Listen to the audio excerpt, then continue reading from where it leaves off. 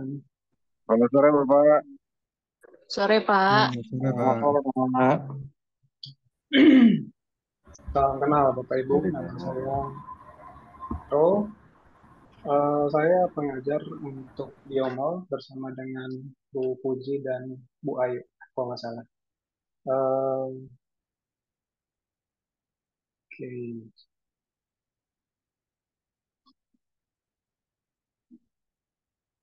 Posisi saya saat ini, home base saya di Diploma 4 Teknologi Laboratorium Medis di UPH, Karawaci, Bapak Ibu. Dan saya di Poltekkes sebagai DTT ya, membantu Bu Puji untuk pengajaran molekuler. Bapak Ibu, apakah suara saya jelas atau terlalu pelan? Nanti tolong diinfo saja ya, kalau misalkan kurang jelas atau tidak Suaranya agak terlalu mendem, Pak. agak mendem. Iya. Kurang deket mic-nya kali ya, atau apa? Wah, ada karton ya ini, ada animasi 3D. Ternyata mahasiswa RPL sangat ini ya, sangat kreatif ya. Gimana sekarang Bapak Ibu? Sudah lumayan? Atau saya coba pindah mikrofon ke sini kali ya? Gimana sekarang? Sudah oke kah? Ya, oke. Udah, Pak. Ya, oke. Bisa. Dapat. Masih sama, Pak. Masih sama. Iya. Gimana caranya ini? Yang sebagian sudah oke, sebagian masih belum. Saya harus pakai apa dong? Mana tahu kan? Mungkin coba di settingan laptopnya atau komputernya, Bapak Ibu. Coba volumenya di setting ya. Siapa tahu volumenya masih low. Siapa tahu volumenya masih terlalu pelan. Ya, bisa di setting dulu. Ya, oke, oke.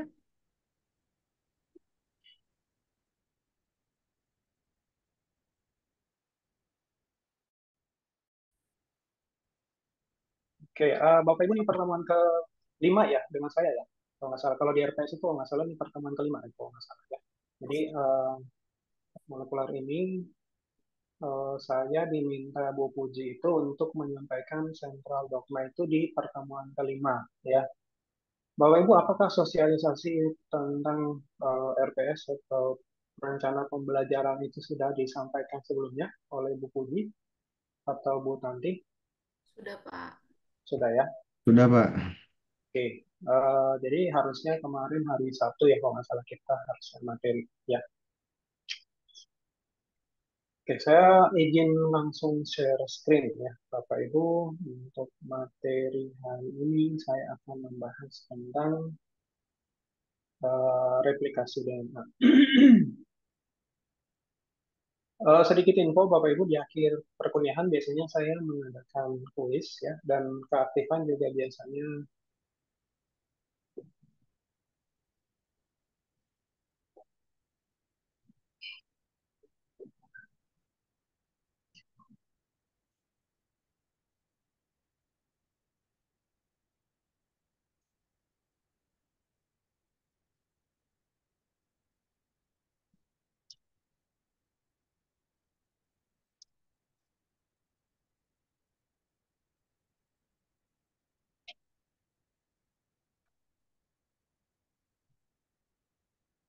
Sorry Bapak Ibu, agak error tadi kayaknya.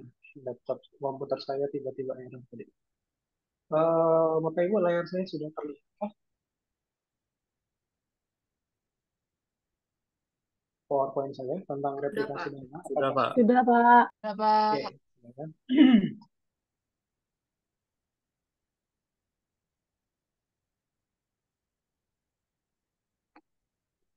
Oke, Bapak Ibu kita masuk materi tentang replikasi DNA ya. Jadi eh, saya tahu mungkin di kompetensi Bapak Ibu ya berkaitan dengan molekular itu untuk D3 belum terlalu ditekankan ya. Tetapi memang kalau jenjangnya sudah di sarjana terapan gitu ya, dibutuhkan kompetensi dan pengetahuan yang berkaitan dengan biologi molekuler, gitu ya. Salah satunya adalah mata kuliah biomol ini. Kemudian nanti yang berikutnya itu adalah ada diagnostik molekuler satu dan ada diagnostik molekuler dua ya di semester berikutnya, gitu ya, ada di batch berikutnya.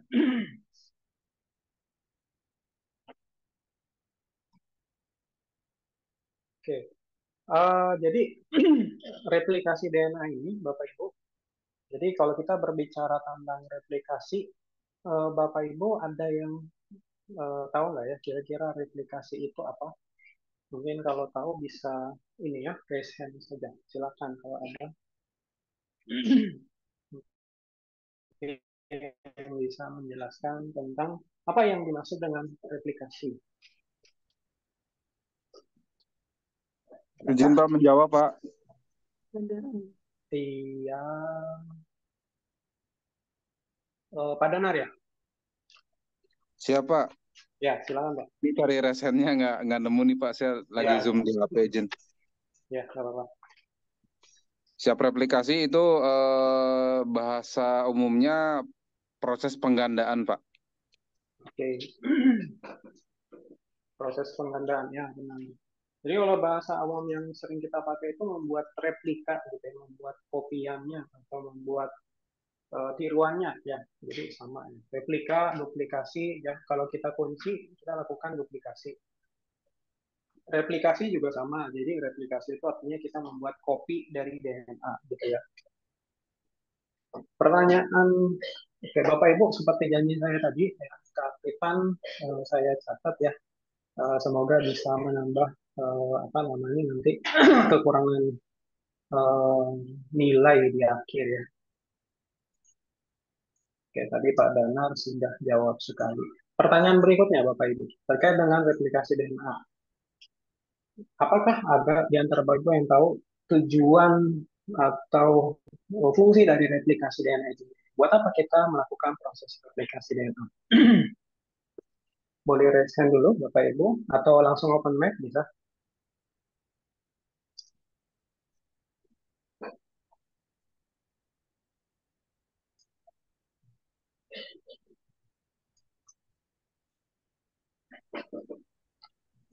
Biar banyak, Pak.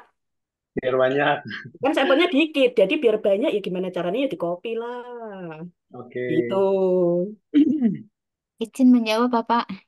Ya, Tujuan boleh replikasi silakan. izin tujuan replikasi DNA adalah untuk membelah diri untuk memproduksi salinan identik dari diri sendiri. Oke, terima kasih Bu Mundria. Ya. Ya, terima kasih. Tadi yang sebelumnya Ibu Eri ya? Erinta. Eri Inta. Oke, Eri Inta. Eri Inta ini ya. Ya. Oke. Nah, jadi ya benar sesuai dengan yang tadi sudah disampaikan oleh Ibu Eri dan juga Ibu Mundria. Ya, jadi tujuan dari replikasi DNA itu adalah untuk memperbanyak. Ya. Kenapa kita harus melakukan perbanyakan DNA? Karena di dalam tubuh kita itu ada yang namanya proses pembelahan sel. Ya. Jadi tujuan dari replikasi DNA itu adalah untuk mengarah ke pembelahan sel. Sekarang pertanyaan berikutnya nih, Bapak Ibu, kita banyak diskusi aja ya, biar nggak ngantuk ya. Apa tujuan dari pembelahan? Kenapa sel kita itu harus membelah? Supaya banyak. Kenapa sel kita itu harus membelah, Bapak Ibu kira-kira? Tujuannya untuk apa? Kira-kira. Izin untuk regenerasi nggak, Pak? Ya, boleh. Satu, yang pertama, terima kasih Ibu Eka. Yang pertama adalah regenerasi. Oke, ada lagi mungkin. Nah, saya catat dulu Bu Eka. Bu Eka mana nih? Kak, tadi Eka Nur apa Izin Eka Eka Setiawati, Izin Pak. Pak, Setiawati? Oke. izin Pak jawab. Sorry nggak keluar namanya nih. Andi Pak, Izin Pak menjawab Pak. jawab. Izin Pak jawab. Bu Andri dulu kayaknya ya. Ya, Silakan Bu boleh. Andri. Ya. Ya, Tujuan sel untuk membelah adalah menambah jumlah dan jenis sel yang baru. oke. Menambah Menambah jumlah dan jenis jumlah sel. sel. Menambah jumlah, menambah jumlah dan jenis Jenis. sel. Oke. Terima kasih Bu Andri. Tadi Pak Andi ya, Pak Andi juga Iya, ya. iya Pak. Silakan Pak Andi. Untuk pertumbuhan dan perkembangan Pak. Ya, untuk pertumbuhan dan perkembangan. Pertumbuhan dan perkembangan. Ya, jadi ya silakan ada Bu Isma. Sorry ya Bapak Ibu kalau saya nggak tahu ya Bapak atau Ibu ya. Bapak Ibu Isma. Oh ya Pak. Ibu. Ibu ini Ismitra. Ya. Reproduksi. Oke, thank you Bu. Ya, nomor 4 berarti ya. 4 itu adalah untuk reproduksi. Ya. Bapak Ibu udah ini belum ya? Udah belajar tentang biologi sel belum ya? Sebelumnya? Karena kan Pak. kalau kita bicara tentang biomol itu dasarnya itu sebenarnya dari biosel ya. Sebentar ya, Bapak Ibu, sebentar.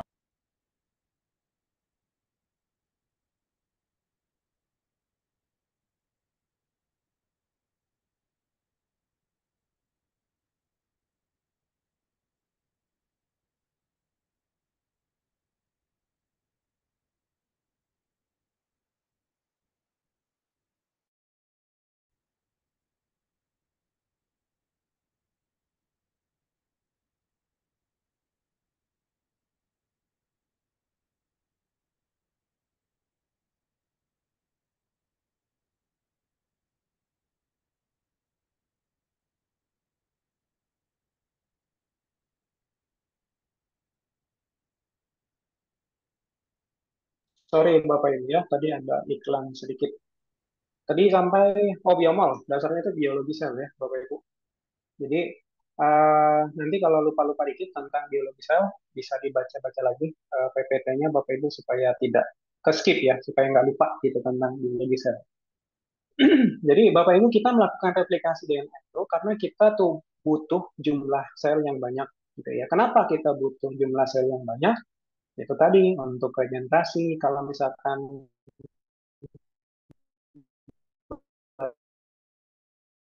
kita luka gitu ya, nah kita itu butuh sel untuk menutup luka itu. Maka disitulah terjadi pembelahan sel.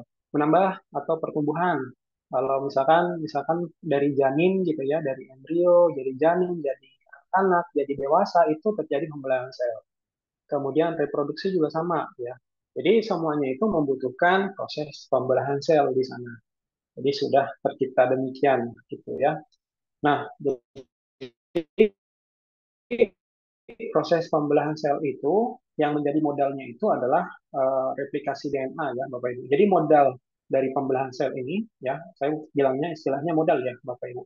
Jadi modal atau dasar dari pembelahan sel itu adalah replikasi DNA ini. Jadi kalau tubuh kita itu nggak bisa replikasi DNA, Bapak Ibu, tubuh kita itu tidak mengalami pembelahan sel.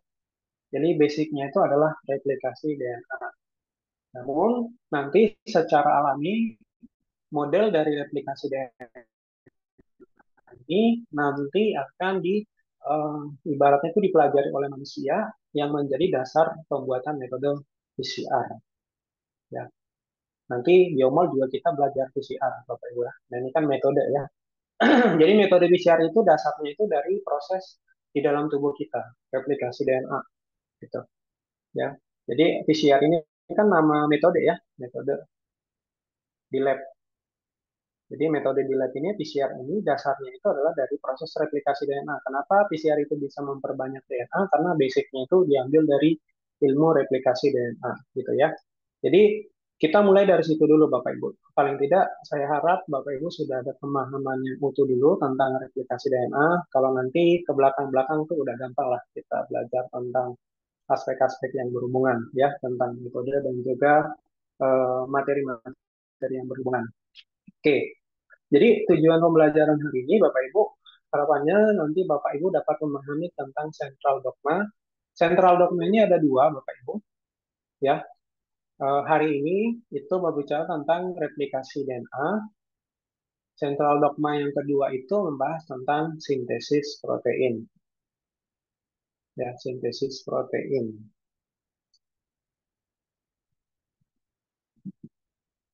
Jadi ada dua ya, untuk berhubungan dengan central dogma. Kenapa disebut sebagai central dogma? Jadi sentral itu kan artinya kan pusat ya Bapak Ibu ya, pusat. Ya. Jadi kenapa dikatakan sebagai central dogma? Karena replikasi DNA sama sintesis ini merupakan proses yang paling utama yang mengatur semua sistem di dalam tubuh kita. Jadi kalau nggak ada replikasi DNA, tubuh kita itu bisa berjalan dengan normal. Kalau nggak ada sintesis protein juga sama. Kalau sintesis proteinnya tidak normal, kita nggak bisa produksi hormon, tidak bisa produksi enzim, tidak bisa produksi antibodi, dan segala macam. Jadi, replikasi DNA dan sintesis protein itu harus berjalan secara beriringan. Makanya dikatakan dia sebagai central dogma. Gitu ya. Kemudian yang berikutnya, Bapak Ibu, nanti melalui pembelajaran ini, harapannya Bapak Ibu bisa memahami tentang komponen-komponen yang berperan dalam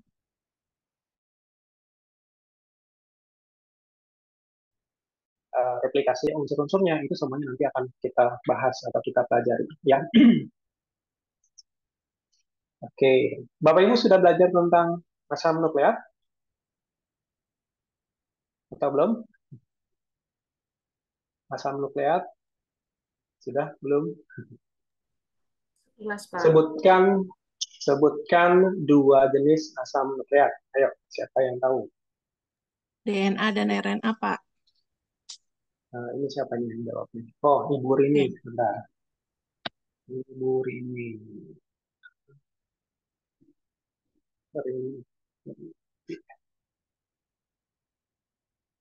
Ya, jadi asam nukleat itu ada dua. Ya, asam nukleat ada DNA dan RNA. Ya. Siapa yang tahu perbedaannya antara DNA dengan RNA? Izin, Pak. Pak, saya Ya. Pak, Yantika Pak. Pak Jidan dulu ya, baru nanti Bu Yantika ya. Oke, baik Pak. Untuk DNA itu susunannya adalah double helix, kemudian untuk RNA itu single helix, Pak. Oke, itu perbedaan yang pertama ya. Terima kasih Pak Jidan. Tadi Bu Yantika. Pak, maaf, tadi saya mau jawab yang sama, Pak. Oh, jawabannya sama. Oke. Ada lagi? Pak Ibu, silakan. Jenis gulanya, Pak. Perbedaannya. Oke, silakan Bu Enda. Gimana tuh gulanya? Kalau Ada yang manis, ada yang DNA pahit? gulanya deoksiribosa. Kalau RNA gulanya ribosa. Thank you, Pak. Oke. Terima kasih Bu Enda. Jadi berkaitan dengan gula ya atau struktur utamanya ya yang ada di tengah. Jadi gula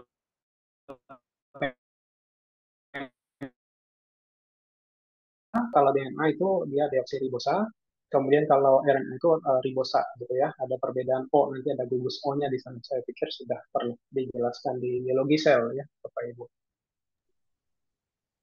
Ada yang lain yang belum tersebut? Menjawab. Ada Pak. Izin, Pak. Izin menjawab, Pak. Mengenai Pak. DNA RNA. Kayaknya saya agak ini agak tabrakan ya, Bapak Ibu. Bisa raise hand Bapak Ibu supaya nggak tabrakan. Oke, silakan Bu Amanda. Mengenai fungsinya, kalau DNA itu untuk pewarisan sifat, tapi kalau untuk RNA itu dia sebagai sintesis protein. Oke.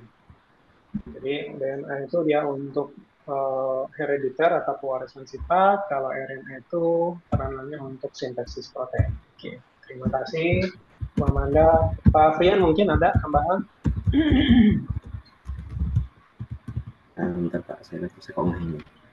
Nah, kalau DNA itu bentuknya spiral Pak ya, helix ganda. Kalau RNA itu lurus gitu.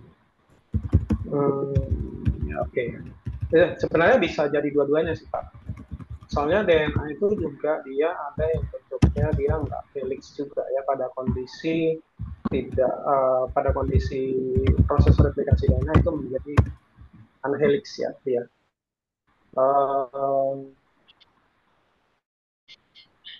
Tapi nggak apa-apa, itu bisa saja saya masukkan karena memang secara umum RNA itu bentuknya linear ya, dia bentuknya tidak helix ya, tapi tidak jadi suatu perbedaan sangat krusial sebenarnya. Ya, thank you Pak Rian. Bu Maiga. Ya, itu Pak, di basa nitrogennya Pak. Kalau di DNA itu basa nitrogennya timin, kalau di RNA basa nitrogen timin itu diganti urasil. Oke, terima kasih Bu Maiga. Jadi basa nitrogen ya, basa nitrogennya perbedaannya kalau di DNA itu timin, kalau di kalau RNA jadi itu urasil. urasil. Ya, benar. Ya. Oke, Pak Andi mungkin mau menambahkan? Saya Pak. Ya, silakan Pak. Stabilitasnya Pak, kalau DNA itu lebih stabil karena struktur kimiawinya double helix ya Pak ya. Kalau RNA rentan terhadap degradasi Pak. Oke, terima kasih Pak Andi. Oke, terima kasih Bapak Ibu untuk jawabannya. Ya, kayaknya untuk biologi saya lulus semua ya, A semua kayaknya. Amin Oke, Pak. jadi Amin. Terima kasih. jangan amin dong Pak, A plus dong, jangan Oh amin. ya, A plus ya betul Pak, A plus Pak. Plus. Jadi Dapat mohon ini 110 Pak, ya, mohon Pak, ya? dukungannya Pak. Siap. Oke. Bapak Ibu, DNA itu kan ada 3 struktur ya, struktur utama ya. Mungkin di biologi sel sudah pernah dibahas ya. Ada gulanya ya. Kemudian di sini kalau misalkan kita lihat tentang DNA, ini ada gulanya. Ya, ini ada gula. Kemudian di sini ada basa nitrogen. Basa nitrogen itu kalau DNA itu ada adenin, guanin, sitosin dan timin ya. Kemudian ada gugus fosfat ya. Ada gugus fosfat. Di sini ada angka-angka Bapak Ibu. Ada angka 1, angka 2, angka 3, angka 4, angka 5. Ini adalah karbon ya. Ini angka karbonnya ya. Yang mau saya jelaskan adalah angka ini Bapak Ibu harus ingat ya. Kenapa harus ingat? Karena nanti angka ini juga pedoman Bapak Ibu dalam PCR juga, dalam replikasi DNA juga. Jadi kalau ditanya pada posisi 5 aksen, jadi ada yang kalau misalkan ini biasanya dibacanya gini Bapak Ibu, ada tulisannya seperti ini. Jadi kalau misalkan ini ada garis, ada titik seperti ini, biasanya bisa dibaca 5 aksen atau 5 prime ya, atau 5 prime juga bisa dibacanya ya. Ini ada 5 prime, kemudian di bawah itu ada 3 prime ya, ada 3 prime. Jadi kadang ditanya apa tanda-tanda kalau DNA itu posisinya 5 prime. Jadi kalau ditanya tanda-tanda kenapa dia 5 prime, biasanya karena adanya gugus fosfat PO4 ya. PO4 itu kan fosfor dengan oksigennya ada 4 sini. Ya, ada fosfat gitu ya. Kemudian di sini nanti ada karbon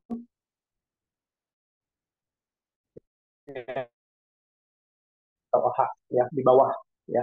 Jadi kalau ditanya apa penanda dari 5 prime atau 5 prime, itu adalah gugus fosfat, atau penanda dari 3 prime itu adalah gugus OH ya. Jadi ini Bapak Ibu semoga tidak terlewat ya di biologi sel kemarin. Jadi itu adalah ciri-ciri dari DNA sendiri ya. Ini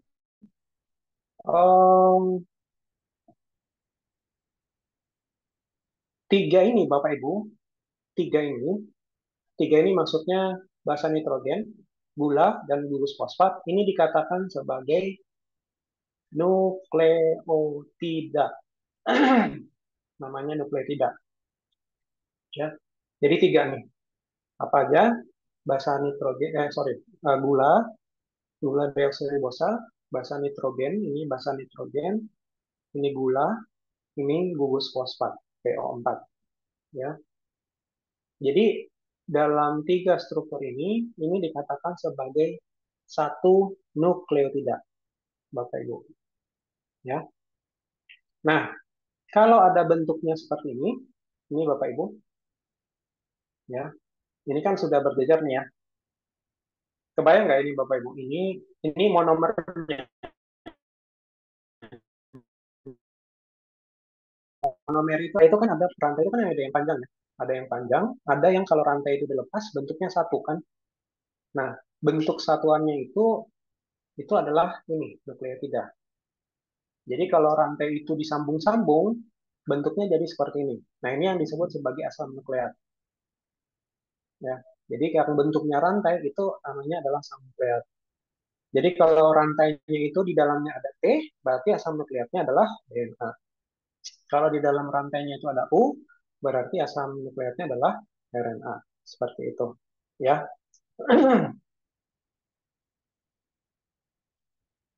Coba kalau misalkan Bapak Ibu mungkin tidak salah mengerti apa yang saya jelaskan tadi, dari gambar ini Bapak Ibu kira-kira ada berapa jumlah nukleotidanya? Kira-kira. Nukleotida utuh ya Bapak Ibu ya. Berapa jumlah nukleotida yang Bapak Ibu hitung? Kira-kira yang ada di gambar ini. Yang sudah tahu boleh angkat tangan. 4, Pak. 4. 6. 6, Pak. 6, Pak. 6. 6, Oke, Pak. sebentar Bapak Ibu, kita tanya Pak Jidan dulu sebentar. Pak Jidan, kira-kira yang mana saja yang... Nah, Pak Jidan bisa coret ini layarnya? Bisa, Pak. Coba dicoba dulu. Yang mana yang 6 itu? Bisa nggak? Yang 4 itu, sorry. Mana saja dia? Oke, 1. 1. Oke. 2. 3. Oke.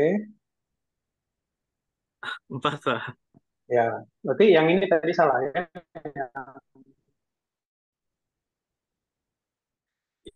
Iya, harusnya ke atas. Jadi benar ya Bapak Ibu, ini nukleotida cuma 4. Iya. 4-nya itu tadi yang sudah disampaikan oleh Pak Jidan tadi. Jadi ini kan nih fosfatnya. Fosfat, ini gula, ini basa nitrogen. Nah, ini satu nukleotida nih. Ini satu nukleotida. Ya. Ini fosfat, gula, basa nitrogen. Ini satu nukleotida. Ini basa nitrogen, gula, kemudian fosfat.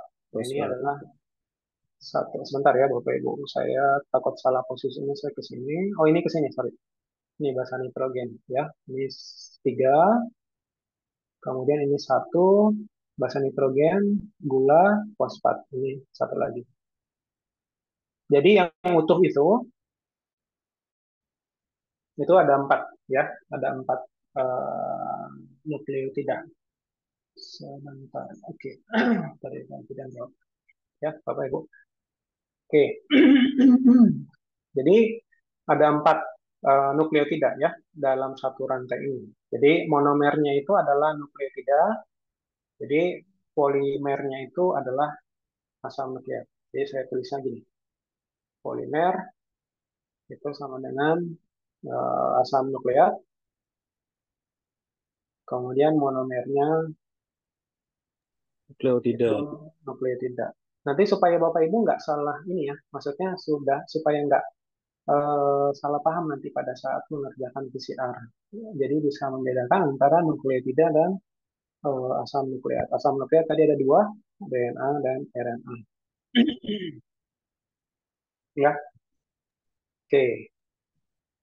Jadi ini pasangan saja. Ini saya skip aja ya Bapak Ibu ya. Mungkin ini sudah dibahas tentang pasangannya bahwa adenin harus berpasangan dengan timin, ya. Kemudian guanin harus berpasangan dengan sitosin. Kenapa harus berpasangan demikian? Karena adenin dan timin itu sama-sama memiliki ikatan hidrogen 2. Sedangkan yang guanin dan sitosin itu dia memiliki ikatan hidrogennya itu ada 3, ya. Berarti yang memiliki hubungan paling kuat yang mana nih Bapak Ibu? Mana yang hubungannya paling langgeng nih? GC. Ya, GC, karena ikatan hidrogennya 3, ya. Nah, pengaruhnya kemana nanti Bapak Ibu? Ini pengaruhnya ke PCR. Jadi kalau GC dari DNA itu terlalu tinggi, suhunya itu nanti kita butuh suhu yang lebih tinggi lagi, proses denaturasi. Nah, itu nanti mungkin kita bahas lebih detailnya di PCR ya. Jadi itu hubungan ikatan hidrogen dengan ininya.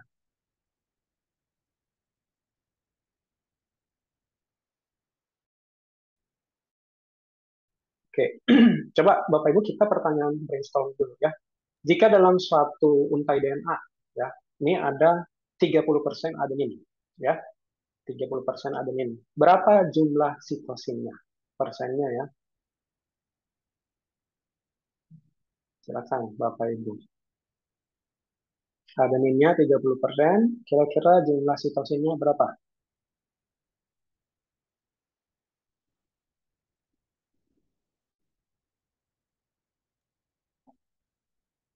30% juga. Ini Pak Danar tadi ya. Oke, 30%. Oke, Bu Dewi, Bu Dewi. 20%, Pak. Oke, 20%.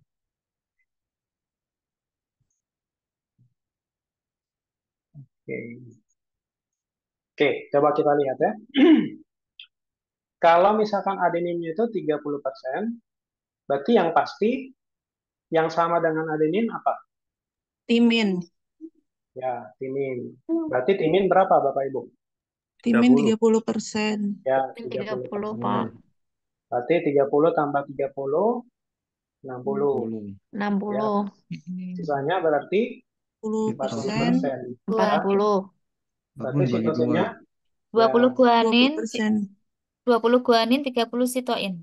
20 sitoin. 20 guanin, 20 sitoin. 20 guanin, 20 sitosin. Ya, benar. Itu hanya ini soal ini hanya untuk menggambarkan tentang pasangan tadi ya, Bapak Ibu ya, supaya kebayang pasangan.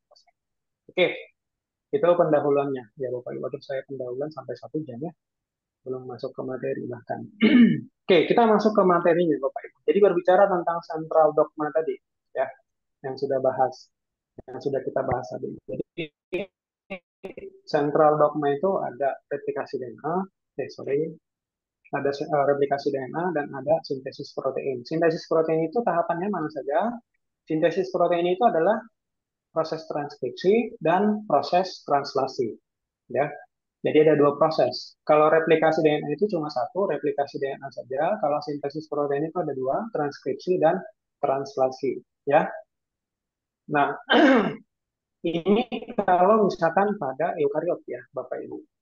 Kalau pada virus ini ada proses namanya reverse transkripsi. Ya, jadi kalau transkripsi ini dia DNA itu berubah menjadi RNA. Kalau reverse transkripsi itu RNA berubah menjadi DNA. Ya, saya ulang ya Bapak Ibu, kalau transkripsi, kalau DNA replikasi itu kan DNA berubah menjadi DNA juga atau DNA-nya diperbanyak gitu ya. Kalau transkripsi itu DNA menjadi RNA. Kalau translasi RNA itu menjadi protein. Kalau reverse transkripsi, kebalikan dari transkripsi itu RNA menjadi DNA gitu ya. Bapak Ibu ada tahu nggak contohnya kira-kira? Apa contoh reverse transkripsi? Kalau hubungannya dalam patofisiologi. Ada yang tahu nggak hubungannya dengan penyakit? Tadi saya bilang bahwa reverse transkripsi itu biasanya berhubungan dengan virus. Apa contoh bagaimana reverse transkripsi ini diterapkan gitu ya atau terjadi sehingga bisa menyebabkan penyakit? Ada yang tahukah Bapak Ibu?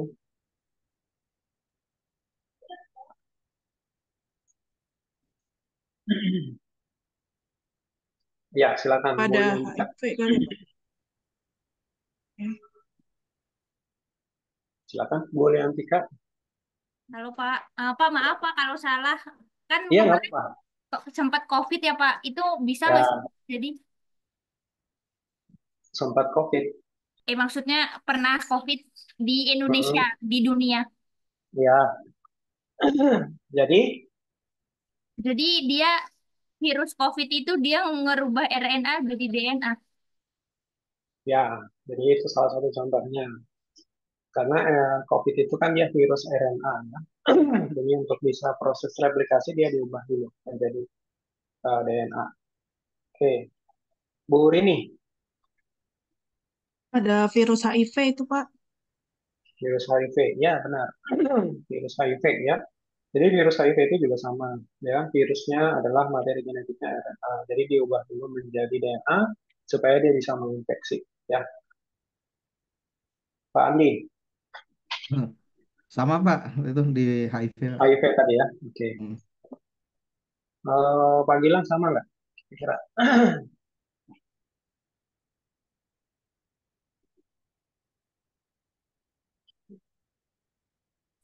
Izin, Halo? kalau hepatitis B termasuk nggak, Pak? Hepatitis B, loh, hepatitis B saya lupa ya materi genetiknya RNA atau DNA. Saya Kalau dapat di literatur hati seperti setting ini, itu Pak. DNA ya? DNA atau RNA? Kalau hepatitis B. Saya dapat literaturnya, setelah menginfeksi virus ini memproduksi RNA pragenomik, Pak, yang dijadikan template untuk mensintesis DNA melalui reverse transcript. Oke. Saya lupa ingat ya yang hepatitis itu. Oke, terima kasih Pak Gilang untuk jawabannya. Jadi proses itu semuanya sebut sebagai central dogma ya Bapak Ibu. Jadi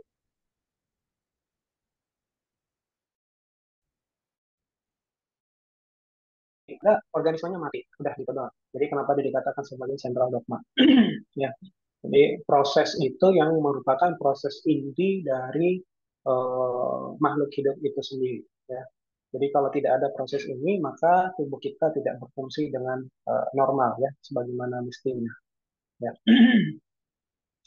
Oke, jadi kalau kita berbicara tentang replikasi DNA, jadi definisinya adalah untuk perbanyakan, tadi kita sudah dibahas di awal, enzim yang terlibat ya, ini disebut sebagai DNA polimerase.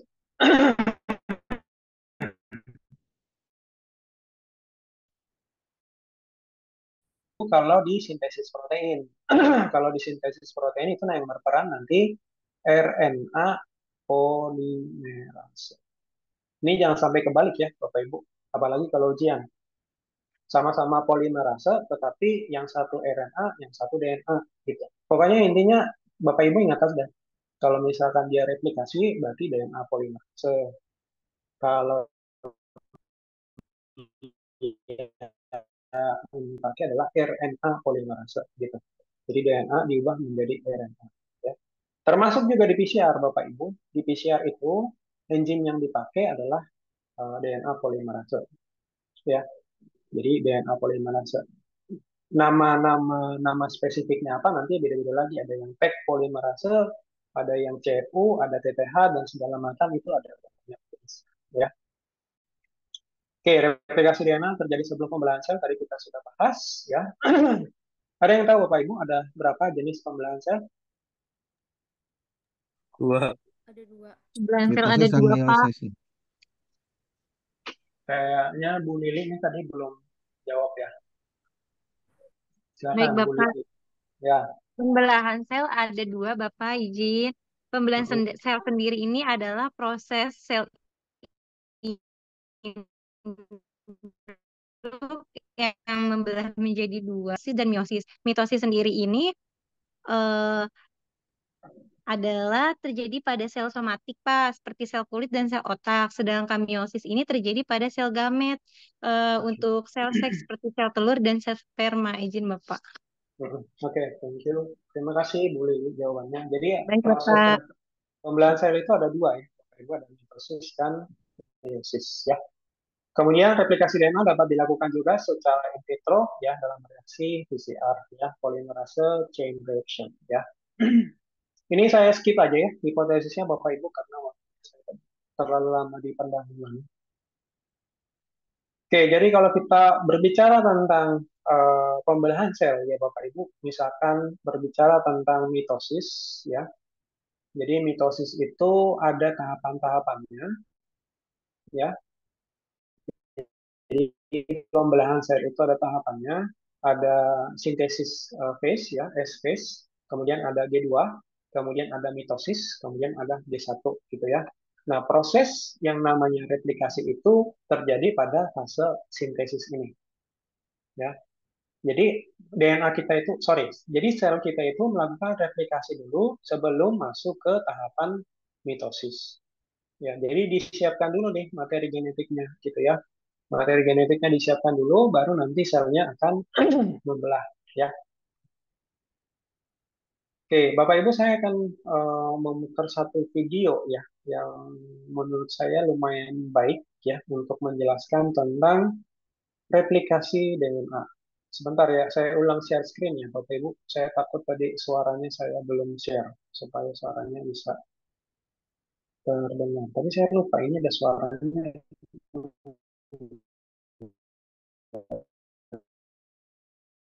Ya, kita tes ya.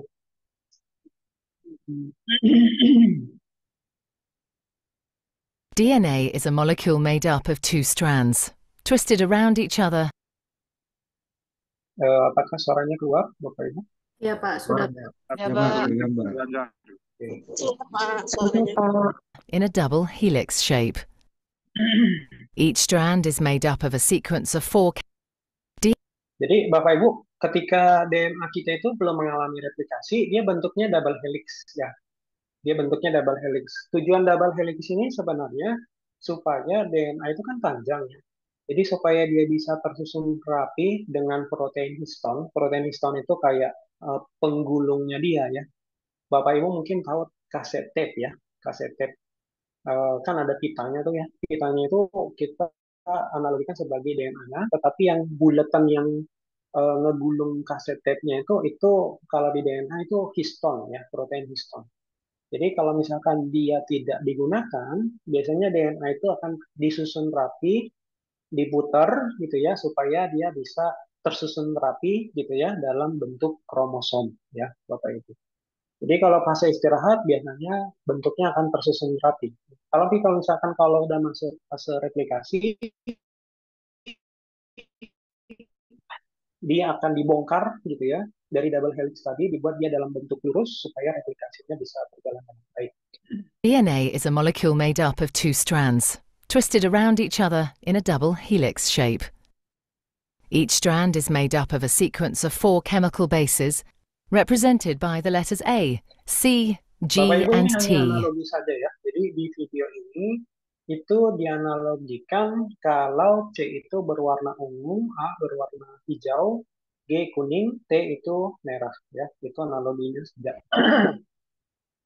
The two strands are complementary. This means that wherever there's a T in one strand, there will be an A in the opposite strand. And wherever there's a C, there will be a G in the other strand. Each strand has a 5' end and a 3' end. The two strands run in opposite directions. This determines how each strand of Masih DNA ingat is nggak Bapak replicated. Ibu tadi penjelasan saya di awal tentang 5' dan 3'? Ayo, siapa yang masih ingat? Tadi 5' itu tandanya apa? Aduh, lewat lagi ya.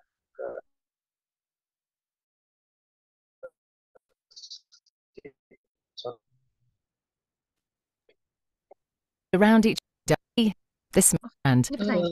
Izin Pak, Oke, silakan Pak kalau Gilang. di 5' tadi ciri-cirinya berikatan dengan gugus fosfat, kalau di 3' gugus OH. Ya. Oke, terima kasih Pak Gilang. Ya, benar ya. Jadi di posisi 5' itu tadi ada gugus fosfat, di 3' itu ada gugus OH ya. Supaya nanti Bapak Ibu bisa membedakan. The two strands run in opposite directions. Kenapa This determines gambarnya ada 3, ada 5 gitu ya. Jadi supaya Bapak Ibu kebayang arah dari rantainya itu dia arahnya seperti apa gitu ya. Kalau 5' itu berarti ujung depannya itu dia adalah fosfat. Kalau 3' itu ujung depannya itu adalah OH gitu ya. Jadi seperti kepala dan ekor gitu ya. Pasangannya itu 5 pasangan bawahnya itu adalah mengarah ke 3. Jadi atas mengarah ke 5, yang bawah itu mengarah ke 3 ya. That's how each strand of DNA is replicated. The first step in DNA replication is to separate the two strands. This unzipping is done by an enzyme called helicase and results in the formation of a Ini enzim replication pertama, fork. Bapak Ibu, yang berperan dalam proses replikasi DNA. Enzim yang pertama adalah enzim helikase. Ya. Jadi enzim helikase ini adalah enzim yang berfungsi untuk membongkar DNA atau membuka DNA supaya bentuknya itu seperti garpu. Ya. Jadi Bapak Ibu kalau lihat di sini kan dia bentuknya seperti garpu ya. Jadi bentuknya dari satu jalur tadi di sini ya. Setelah DNA polimerasenya lewat dia jadi 2 jalur di sini ya. Nah, ini namanya adalah garpu replikasi ya.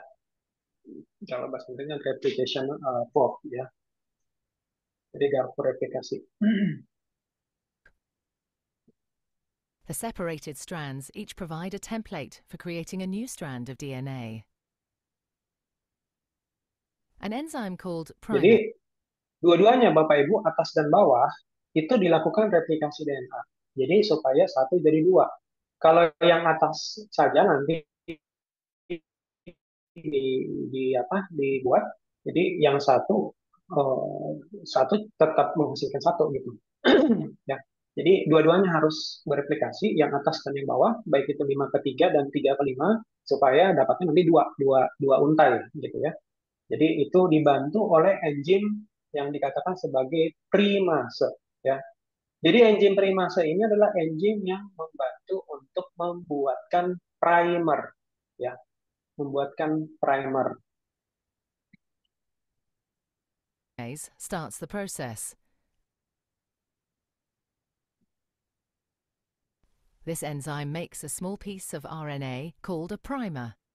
This marks the starting point Jadi for the si construction primasenya tadi ini fungsinya untuk membuat primer ya. Jadi primer ini adalah primer, bentuknya itu primer. Jadi primer RNA ini itu nanti yang sebagai inisiator, sebagai starting point, sebagai titik mula, sebagai titik awal ya. Jadi sebagai titik awal, sebagai titik mula terjadinya proses elongasi atau pemanjangan ya, pemanjangan DNA. the new strand of DNA. An enzyme called DNA polymerase binds to the primer and will make the new strand of DNA. DNA polymerase can only add DNA bases in one direction, from the 5' end to the 3' end. Bapak Ibu, saya kasih tahu kunci pekerjaan dari DNA polimerase ini adalah dia hanya mau bekerja dari posisi 5 ke 3 ya. Saya ulang ya Bapak Ibu ya. Jadi si DNA polimerase ini dia hanya mau sintesisnya itu dari 5 ke 3. Jadi dia nggak mau bergerak dari 3 ke 5. Jadi bergeraknya itu dari 5 ke 3. Jadi dari 3 ke 5 dia nggak bisa. Dia nggak mau gitu ya. Jadi posisi pergerakannya adalah dari 5 ke 3. One of the new strands of DNA, the leading strand, is made continuously. Bapak Ibu nanti ketika sintesis itu ada 2 jenis ada 2 jenis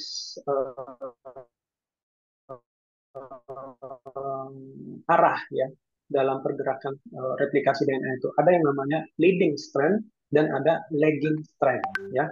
Jadi kalau leading itu sifatnya dia continue. Jadi dia terus-menerus. Jadi berjalan seperti kereta api aja gitu ya.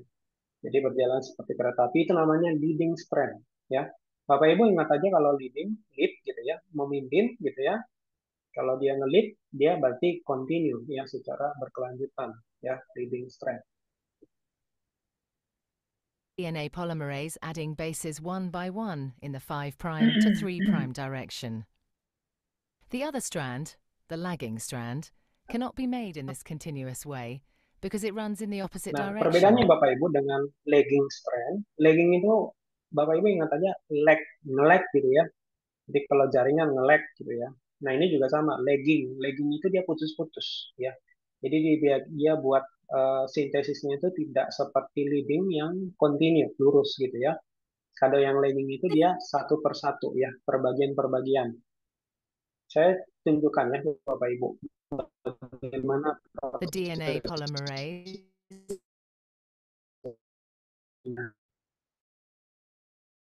and therefore only make this strand in a fragmen series of dulu small Bapak chunks Ibu. called Okazaki Jadi fragments. fragmen yang dia buat ini adalah fragmen Okazaki ya, namanya fragmen Okazaki. Karena memang penemunya dulu adalah Okazaki ya. Jadi dia menemukan proses ini. Each fragment is started with an RNA primer.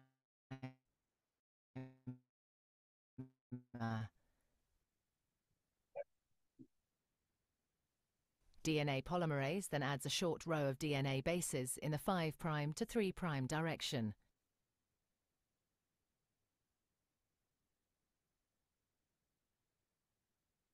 The next primer is then Kira-kira added kelihatan nggak ya further down Bapak the Ibu lagging. perbedaannya? Kalau tadi apa namanya leading strand itu dia kan cuma satu titik gitu ya, bikin primernya itu satu titik, kemudian dia geraknya lurus aja gitu ya, lurus.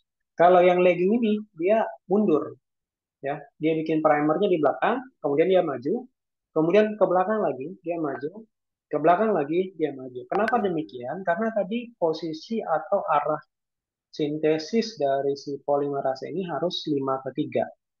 Jadi ketika dia di posisi 3/5 gitu ya, jadi untai DNA-nya itu 3/5, jadi ketika dia sintesis itu dia lurus saja, karena dia sintesisnya 5/3.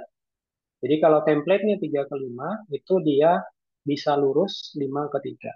Tetapi kalau template-nya itu 5/3, supaya dia bisa sesuai, maka dia melakukan arahnya itu ke belakang, ya, mundur, maju. Jadi bentuknya itu seperti fragmen, gitu ya. Jadi akhirnya fragmen itu yang dikatakan sebagai fragmen Okazaki. Saya coba putar videonya ulang ya, Bapak Ibu ya, supaya terbayang posisinya. Yang dari leading ya, saya mulai dari leading. Polymerase binds to the primer and will make the new strand of DNA. DNA polymerase can only add DNA bases in one direction, from the 5' end to the 3' end. One of the new strands of DNA, the leading strand, is made continuously. The DNA polymerase adding bases one by one in the 5' to 3' direction. The other strand, the lagging strand, cannot be made in this continuous way because it runs in the opposite direction. The DNA polymerase can therefore only make this strand in a series of small chunks called Okazaki fragments.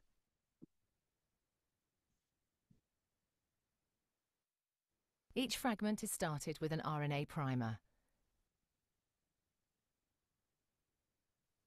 DNA polymerase then adds a short row of DNA bases in the 5' to 3' direction.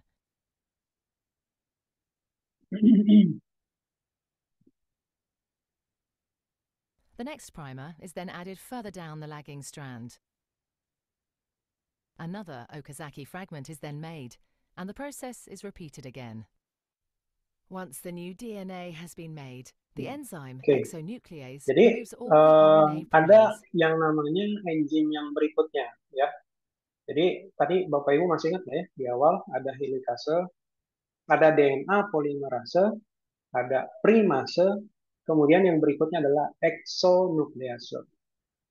Fungsi dari exonuklease ini adalah, tadi kan primernya itu bentuknya RNA ya Bapak Ibu ya. Jadi di situ tidak ada timin, ya timinnya diganti dengan urasil. Nah, fungsi dari exonuklease ini adalah untuk mengganti RNA. Primer RNA-nya itu diganti dengan DNA. Ya, jadi primernya itu akan diganti dengan DNA oleh si exonuklease. Jadi exonuklease ini dia fungsinya untuk memotong ya. Jadi primernya itu dipotong sama dia. Exonuclease removes all the RNA primers from both strands of DNA. Another DNA polymerase enzyme Oke, then jadi fills in the kan gaps ada in the gap di sini lagging. ya, kosong kan ya Bapak Ibu. Nah, yang kosong ini nanti akan dibantu lagi oleh si polimerase lagi untuk mengisi bagian yang kosong ya. behind with DNA. Finally, the enzyme Ini yang DNA terakhir, ligase seals up the fragments of enzim DNA yang berikutnya adalah and ligase. fills in the Karena gaps that fungsi are dari ligase ini adalah, enzyme Bapak Ibu DNA. kalau lihat di sini itu ada gap, ya. Ini kalau misalkan Bapak Ibu lihat mouse saya nih, di sini ada gap, ada semacam ketidaksambungan, ya, ketidaksinambungan antar rantai nukleotida. Jadi si ligase ini fungsinya untuk menyatukan rantai itu. Finally, the enzyme DNA ligase seals up the fragments of DNA in both strands to form a continuous double strand. DNA replication is described as semi-conservative because each DNA molecule is made up of one old, conserved Nah, ini strand Bapak of Ibu, ini DNA. adalah teori replikasi DNA yang semi konservatif. Jadi kalau semi konservatif itu maksudnya adalah di mana untai DNA template itu cetakan, ya. Untai DNA template itu atau cetakan itu selalu berpasangan dengan hasil cetakannya, ya, atau komplementerinya. Istilahnya digunakan komplement, gitu ya. Itu selalu berpasangan. Itu yang semi konservatif, ya. Oke, Bapak Ibu, itu sedikit uraian dari replikasi DNA menggunakan video tadi. Dari video tadi, apakah Bapak Ibu ada kebingungan atau hal yang masih belum dipahami? Biar kita coba bahas sama-sama. Ya, silakan Pak Jidan. Pak, izin Pak, itu kan yang leading strain itu kan Ya. dia jalannya jalan terus lurus, terus yang di bawah kan itu bentuknya fragmen-fragmen. Ya, Itu lagi. apakah nanti proses waktu replikasi DNA-nya itu yang lagging strain itu berarti lebih lambat dari yang leading strain gitu ya Pak ya? Ya, bisa jadi. Karena kalau lagging strain itu dia membutuhkan engine itu apa ya? Proses perpindahan enzim polimerase itu kan butuh waktu juga. Berbeda dengan yang leading strain tadi itu kan dia cuma tinggal lurus saja kan. Dia lurus gitu, lurus saja. Kalau yang lagging kan dia harus mundur dulu ke belakang, terus maju lagi, mundur. Nah, itu pasti otomatis waktunya itu lebih lama, ya. Semoga kejawab ya, Pak Jidan. Baik Pak, terima kasih. Oke. Silakan Bapak Ibu, adakah mungkin yang belum jelas? Silakan Bu Eri. Itu bagaimana primase menentukan titiknya? Itu acak atau enggak sih? Oke. Bu Eri, sebentar ya, Bu. Saya catat dulu Bu Eri ini, Pak. Oke. Oke. Itu ada titiknya, Bu. Itu namanya daerah ori. Ori itu adalah origin of replication. Itu adalah titik yang memang sudah ditentukan yang spesifik untuk si primasenya. Jadi primase itu sudah tahu posisinya di mana saja. Gitu. Jadi dia nggak sembarangan di mana nempel gitu, enggak. Ya, karena dia tahu posisi orinya itu di mana.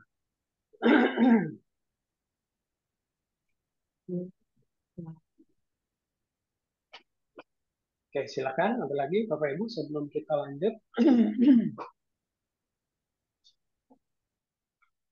Silakan Bu Bapak mau tanya, Pak. Ya, silakan. Tadi kan enzim ligase kan untuk menyatukan rantai antar celah ya, Pak. Itu Ya. di lagging strand aja atau di leading strand-nya juga ada, Pak? Soalnya kan Leading tadi yang strand-nya celah juga tuh ada. lagi. Di leading Oh, strand-nya oke. juga ada. Karena di leading strand itu kan juga dia pakai primer RNA juga kan. Jadi yang primer RNA yang di leading strand itu juga dipotong oleh hexonuklease nanti. Jadi dia tetap ada proses penyatuan dengan enzim ligase. Baik, Pak. Makasih, Pak. Oke, terima kasih.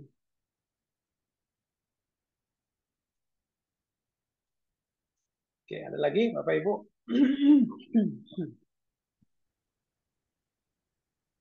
Oke. Ini mungkin hanya mengulang dari video saja ya Bapak Ibu ya. Jadi tentang proses replikasi DNA, garpu replikasi ya. Ini mungkin hanya melihat detailnya saja ya, detail-detailnya saja. Jadi kalau misalkan ini salah satu penampakan dari proses replikasi yang ada pada bakteri, contohnya menggunakan mikroskop elektron ya, pada bakteri dan juga pada eukariot ya. Jadi kalau pada bakteri itu dia memiliki hanya satu garpu replikasi. Jadi titik orinya, origin of replication itu banyak ya kalau pada eukariot ya. Jadi ini salah satu penampakannya Bapak Ibu yang gambar di bawah ini yang seperti apa ini ya? Kayak garis nggak jelas gitu ya. Padahal sebenarnya ini adalah penampakan dari DNA yang sedang mengalami proses persiapan replikasi ya. Jadi proses replikasinya terjadi di sini.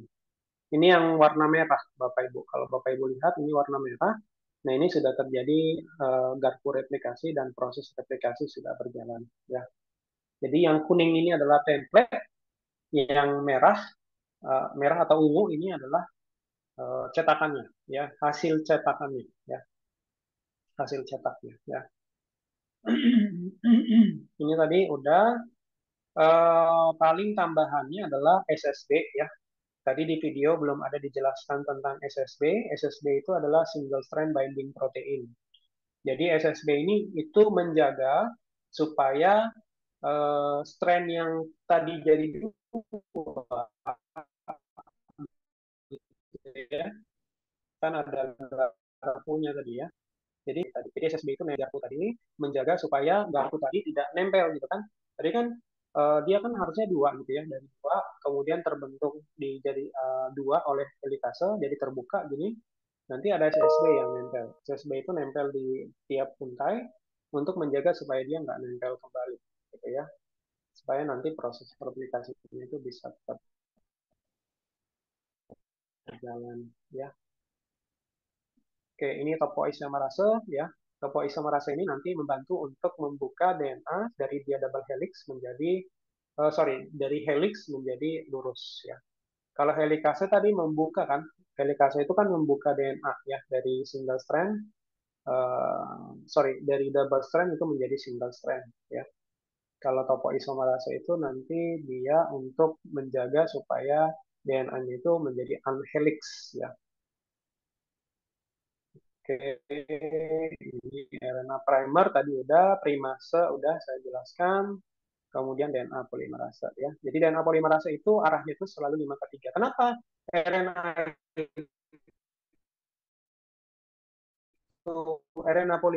DNA dia disintesis atau proses pemanjangan itu selalu terjadi di posisi 3' di OH-nya. Jadi dia bekerjanya di posisi OH. Jadi OH itu akan dipanjangin terus-menerus ya. Jadi dia bergerak ke arah 5. Jadi yang OH-nya nanti OH-nya akan dipotong, O-nya akan dipotong, disambungkan dengan fosfat nukleotida yang berikutnya. Kemudian OH-nya yang di nukleotida berikutnya dipotong, hanya dikeluarkan, kemudian disambungkan dengan fosfat yang berikutnya. Jadi seperti itu Bapak Ibu. Jadi berkelanjutan ya. Jadi kayak rantainya itu satu persatu akan disambungkan. Nah, di mana si DNA polimerase itu menyambungkannya? Dia sambungkan di posisi OH-nya, gitu ya. Di posisi OH-nya, kemudian dia bergerak nanti ke arah ketiga ya. Nangkap ya, Bapak Ibu, saya takutnya menggunakan kalimat-kalimat yang ini. Saya suka menggunakan kalimat-kalimat aneh soalnya. Semoga nggak aneh ya, Bapak Ibu. Oke. Ini tadi sudah saya jelaskan ya, mengenai nukleotida. Oh, ini nih, di sini ya. Jadi, Bapak Ibu, ini yang saya bilang tadi gulus OH ya. Ini gulus OH. Jadi, si DNA polimerase ini yang warna kuning, itu dia bekerja di sini. Jadi, ini adalah nukleotida ya. Ini nukleotida. Ya. Jadi, ini nukleotida yang bentuknya itu adalah trifosfat. Ya, trifosfat. Jadi trifosfat itu artinya ada 3 fosfat. Ini ada 1, 2, 3. Jadi kalau bentuknya dia monomer, Bapak Ibu, ya, itu dia dalam bentuk yang apa namanya ya, terlarut bebas di dalam sitoplasma gitu ya. Itu dia bentuknya itu adalah DNTPS ya. Nanti ada istilah ini Bapak Ibu ya, DNTPS. DNTPS ya. DNTPS itu ada 4. Ada DATPS, D-adenin trifosfat, ada DCTPS, disitosin trifosfat, kemudian ada DGTPS, DGTP, sama DTTP. DTTP ini berarti dia kimia trifosfat. Jadi bentuknya itu dia mengandung 3 fosfat. Jadi ketika si DNA polimerase akan menghubungkan dengan gugus OH, 2 fosfat ini Bapak Ibu akan dibuang, akan dipotong.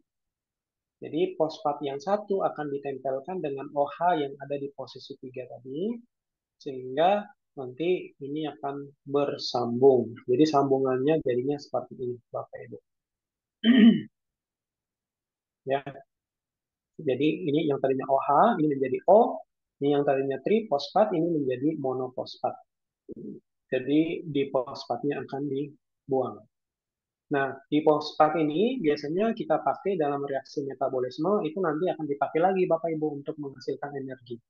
Ya, ada siklus elektron di dalam tubuh kita.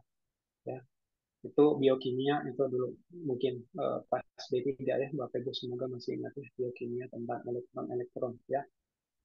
Oke. Oke, ini leading strand ya. Leading strand dan lagging strand. Tadi di video sudah dijelaskan ya mengenai leading strand dan lagging strand. Kemudian di sini ada fragmen Okazaki, kemudian ada ligase. Oke. Kita coba brainstorming sejenak ya Bapak Ibu. Jadi tadi berbicara tentang sintesis DNA, itu kan pasti membentuk komplement dari template ya. Bapak Ibu apakah bisa menjelaskan apa komplement dari sequence DNA berikut ini?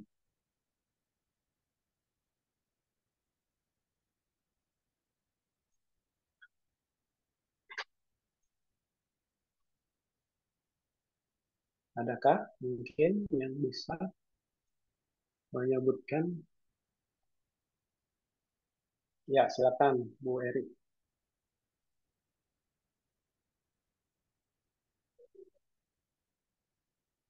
Halo Bu. Oh, mau ditulis. Oke, oke. Silakan.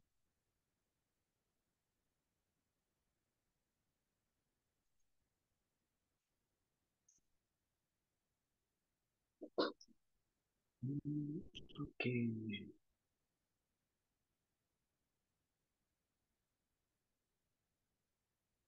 Paling Mbak Teteh sore iso nganu Kayak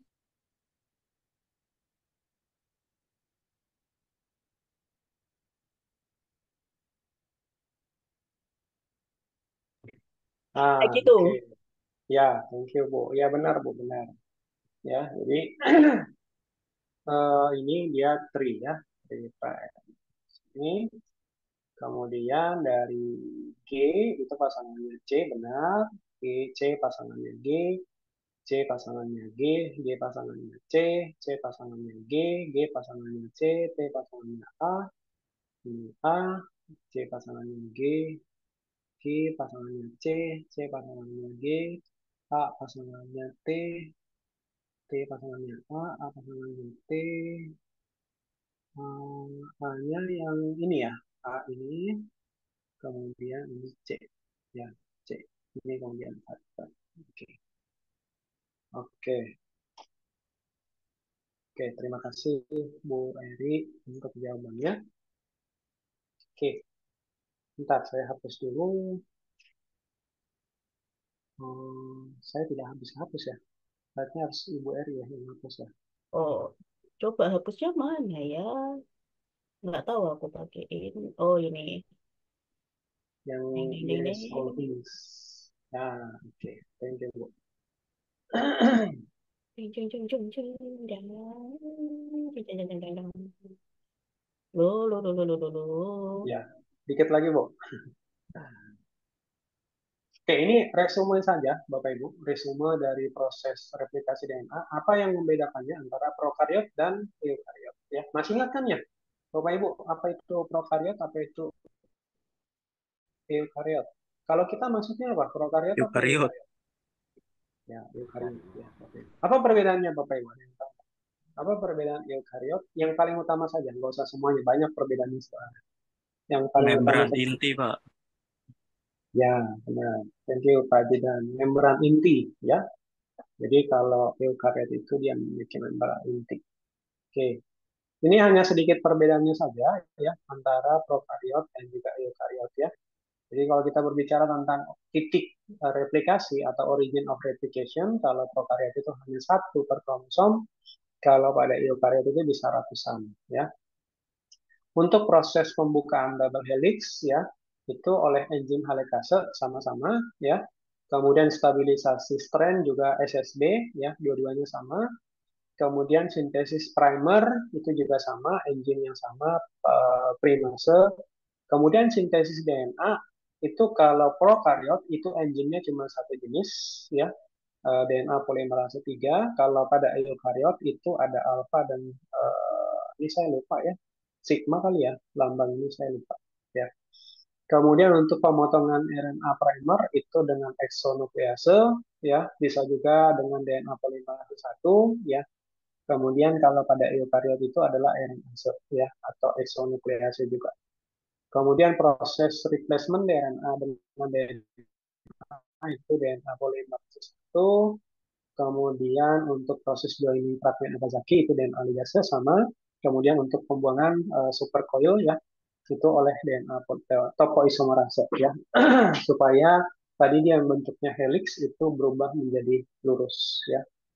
Kemudian sintesis telomer itu dibantu kalau pada prokariot tidak ada, pada eukariot itu ada, ya. Oke.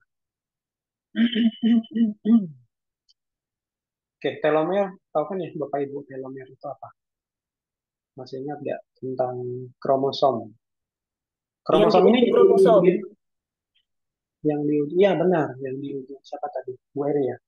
Iya benar Bu Eri, yang di ujung kromosom. Fungsinya sebagai apa Bu Eri? Itu menandakan usia sel kita. Jadi kalau telomernya tinggal dikit, ya udah kita tinggal di air hayat gitu. Oke, fungsinya sebenarnya pelindung DNA, ya, pelindung DNA. Jadi supaya DNA itu terlindungi gitu ya. Memang ketika tadi yang disampaikan oleh Bu Eri itu benar. Jadi itu seringkali dipakai orang sebagai penanda usia genetik gitu ya. Tetapi sebenarnya proses pengurangan panjang dari telomer itu terjadi seiring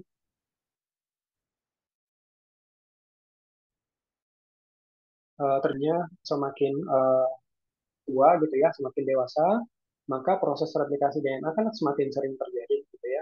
Nah, ketika replikasi DNA itu semakin sering terjadi, maka telomer kita itu semakin pendek gitu ya.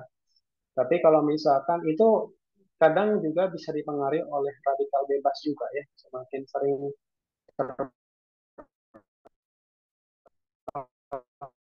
radikal bebas maka makanya orang yang terpapar radikal bebas lebih tinggi umumnya itu memiliki tampilan yang biasanya lebih tua dari usia pada umumnya gitu ya, karena tadi proses pemotongan telomer yang berlangsung lebih cepat gitu ya. Nah itu sintesis telomer itu juga terjadi ya, itu sebagai pelindung dari kromosom ya. Oke. Oke, Bapak Ibu, ada yang namanya DNA repair ya. Jadi ada artikel yang saya baca ya, Bapak Ibu, ini pernah saya baca gitu ya. Bapak Ibu bisa cross check juga di internet, saya takut salah gitu ya. Biar kita sama-sama belajar juga gitu ya, saya takutnya tidak update gitu ya. Jadi ada seorang peneliti itu berkata bahwa sebenarnya tiap detik di usia kita itu bisa terjadi mutasi satu kali ya. di dalam DNA kita. Ya, jadi bisa terjadi mutasi satu kali di dalam DNA kita. Tetapi apa yang menyebabkannya kita tidak mengalami sakit? Ya, salah satu faktornya yang bisa menjaga kita tetap sehat itu adalah DNA polimerase, Bapak Ibu. Jadi DNA polimerase itu memiliki kemampuan proofreading, ya.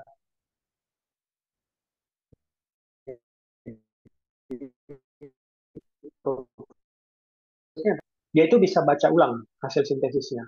Jadi dia bisa baca ulang. Kemudian kalau misalkan dia ketemu ada yang salah sintesis misalkan, kalau salah sintesis kan bisa terjadi mutasi, Bapak Ibu. Nah, kalau dia ada kesalahan sintesis, maka dia bisa baca ulang DNA-nya, kemudian nanti akan diperbaiki, gitu. Ya, akan diperbaiki. Tetapi di support oleh nutrisi ya, Bapak Ibu, nutrisi dan juga antioksidan. Karena apa? Kalau misalkan radikal bebas yang terlalu tinggi itu juga bisa menyebabkan gangguan pada fungsi enzim polimerase. Yang artinya nanti ketika terjadi mutasi, maka DNA polimerase itu tidak bisa bekerja maksimal untuk membaca ulang hasil pembentukan sel-sel degeneratif, ya, sel-sel tumor, gitu ya. Kemudian tidak selamanya sih memang kalau mutasi itu selalu berakhir dengan tumor ya, nggak selalu ya Bapak Ibu ya. Nanti jangan langsung disimpulkan kalau mutasi pasti selalu tumor, nggak selalu gitu ya. Karena ada yang namanya silent mutation ya. Silent mutation itu artinya walaupun dia terjadi mutasi pada DNA, tetapi tidak berpengaruh pada sintesis proteinnya atau tidak mempengaruhi fungsi dari si DNA-nya. Secara umum biasanya silent mutation itu terjadi kalau misalkan proses pembacaannya itu nanti mungkin di sintesis protein dibahas ya Bapak Ibu ya, atau mungkin di mutasi ada topik yang berbeda ya. Jadi kalau misalkan mutasinya itu tidak mempengaruhi pembacaan dari kodon ya, atau pembacaan dari sintesis proteinnya, maka itu yang dikatakan sebagai silent mutation ya.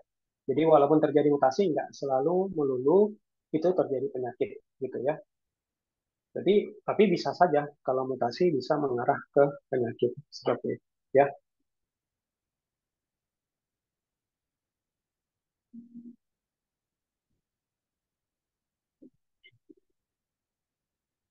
Oke, itu mungkin Bapak Ibu yang bisa saya sampaikan untuk pertemuan pertama kita ya terkait dengan replikasi DNA.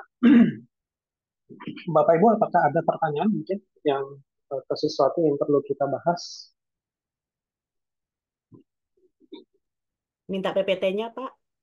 Oh ya, PPT nanti saya share ke Bu Arita ya, atau Bu Adita. Ya, silakan nanti saya share.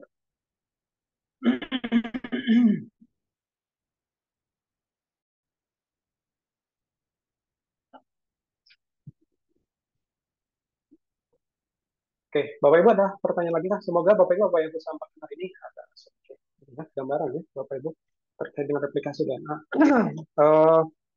Harapan saya sih kalau misalkan Bapak Ibu dapat dapat memahami materi ini paling tidak 40% aja, menurut saya nanti untuk PCR itu lebih mudah lagi sebenarnya.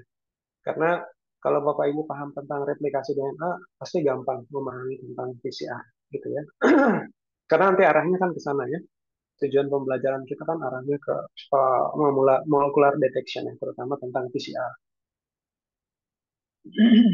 Oke, mungkin dari saya itu saja Bapak Ibu untuk hari ini. Dari ketua kelas mungkin biasanya foto ya. Silakan kalau mau foto atau seperti apa untuk presensi. Iya. Untuk on cam teman-teman.